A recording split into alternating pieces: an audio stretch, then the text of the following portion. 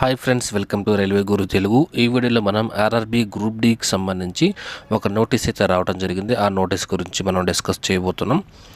ఇది నోటిఫికేషన్ వచ్చేసి CA number 08/2024.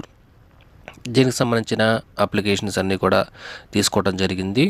Zone వైజ్గా ఎన్ని అప్లికేషన్స్ వచ్చాయని చెప్పేసి మనకి ఈ నోటీస్లో ఇవ్వడం జరిగింది. అదొకసారి మీరు గమనించండి. ఇందులో కేటగిరీ వైజ్గా మనకి ప్రతి జోన్కి సంబంధించి ఎంతమంది అప్లై చేశారనేది టోటల్ మనకి ఇవ్వడం జరిగింది. ఓవరాల్గా మనకి ఆల్ ఓవర్ ఇండియా తీసుకుంటే కనుక 1,08,22,423 మంది అప్లై చేయడం జరిగింది. వీటిలో మన తెలుగు వాళ్ళు ఎక్కువగా బెంగళూరు, చెన్నై, ముంబై, సికింద్రాబాద్ ఈ జోన్స్కి మనకు అప్లై చేస్తారు కాబట్టి దాని గురించి ఒకసారి చూద్దాము. ఈ నోటీస్ అనేది మనకి అఫీషియల్ వెబ్సైట్లో మనకి ఇవ్వడం జరిగింది. అలాగే మన టెలిగ్రామ్ ఛానల్లో కూడా నేను అప్లోడ్ చేశాను, మీరు ఒకసారి చూడండి. ఇక్కడ చూడండి ఫ్రెండ్స్, ఇక్కడ టోటల్ మనకి ఒక 4 జోన్స్ అయితే నేను ఇక్కడ ఇవ్వడం జరిగింది. బెంగళూరు జోన్లో టోటల్ అప్లికేషన్స్ వచ్చేసి మనకి 2,75,307 ఇంతమంది అయితే అప్లై చేయడం జరిగింది. అలాగే చెన్నైకి సంబంధించి 11,12,922 మెంబర్స్ అప్లై చేశారు. అలాగే ముంబైకి వచ్చేసి ఎక్కువగా ఆల్ ఓవర్ ఇండియాలో ముంబై జోన్కి ఎక్కువగా పోస్టులు ఉన్నాయి, సో దానికి ఎక్కువగా అప్లై చేశారు. ఇక్కడ 15,59,100 మెంబర్స్ అయితే అప్లై చేయడం జరిగింది. అలాగే సికింద్రాబాద్కి వచ్చేసి 9,60,697 మెంబర్స్ అయితే మనకి అప్లై చేశారు. టోటల్ జోన్లో మనకి ఇక్కడున్న జోన్స్లో వేకెన్సీ ఒకసారి మనం చూసినట్లయితే బెంగళూరు జోన్లో 503 వేకెన్సీస్ అయితే మనకు ఉన్నాయి. అప్లై చేసిన వాళ్ళు 2,75,000 మంది అప్లై చేశారు. సో ఒక పోస్ట్కి ఇక్కడ చూస్తే కనుక మనకి 548 మెంబర్స్ అయితే కాంపిటీషన్ అయితే ఉంది. ఒక పోస్ట్కి 548 మెంబర్స్ బెంగళూరు జోన్లో కాంపిటీషన్ అయితే ఉంది. చెన్నై కనుక చూస్తే మనకి 414 మెంబర్స్ కాంపిటీషన్ ఉంది. అలాగే ఒక పోస్ట్కి ముంబైలో 481 మెంబర్స్ అయితే కాంపిటీషన్ ఉంది. సికింద్రాబాద్లో ఇక్కడున్న వాటన్నిటిలో సికింద్రాబాద్ జోన్కి ఒక పోస్ట్కి 585 మెంబర్స్ మనకి కాంపిటీషన్ అయితే ఉంది. ఓవరాల్గా ఆల్ ఓవర్ ఇండియా కనుక మనం చూసినట్టయితే టోటల్గా మనకు 1,08,22,423 మంది అప్లై చేశారు కదా.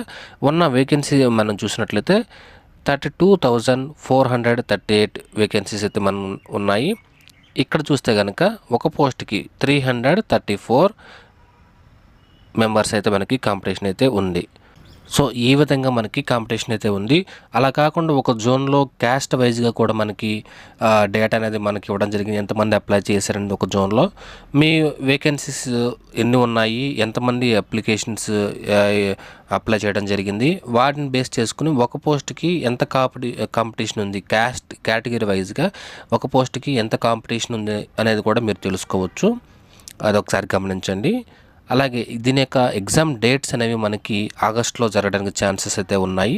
సో మనకున్న టైంని మీరు బాగా వినియోగించుకోండి. ఇప్పుడు ఇది ఏప్రిల్, మే, జూన్, జూలై, ఒక 3 months టైం అయితే మీకు ఖచ్చితంగా దొరుకుతుంది. ఈ ఉన్న టైంని మీరు బాగా వినియోగించుకోండి.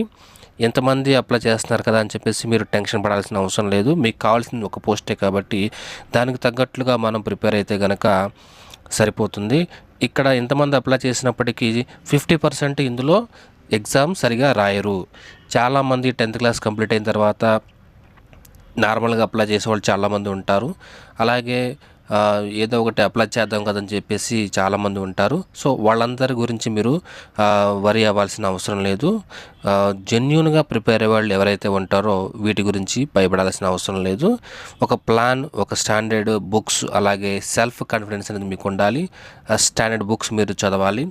100% మీ ఎఫర్ట్ అనేది ఉండాలి. అలాగే మాక్ టెస్ట్లు మీరు రాయటం, అలాగే షార్ట్ నోట్స్ రాసుకోవటం, ఇట్లాంటివన్నీ చేయటం వలన మీకు మంచి జాబ్ అనేది రావటం జరుగుతుంది.